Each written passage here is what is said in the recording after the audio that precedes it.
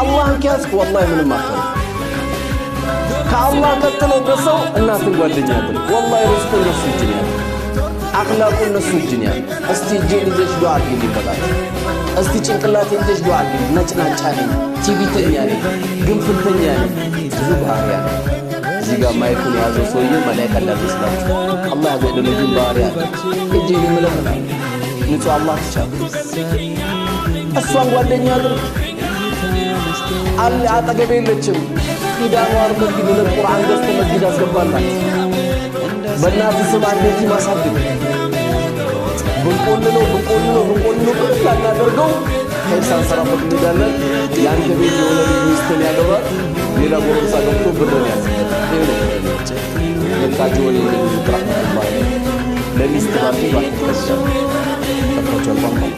ለሚስት ባል ብዙ አንተ እንዴት እንዳመጣው ያን ገንዘብ ታውቃለህ?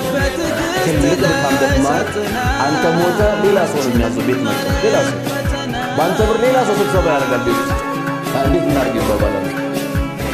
ዛሬ ነው መነገድ ያለብን።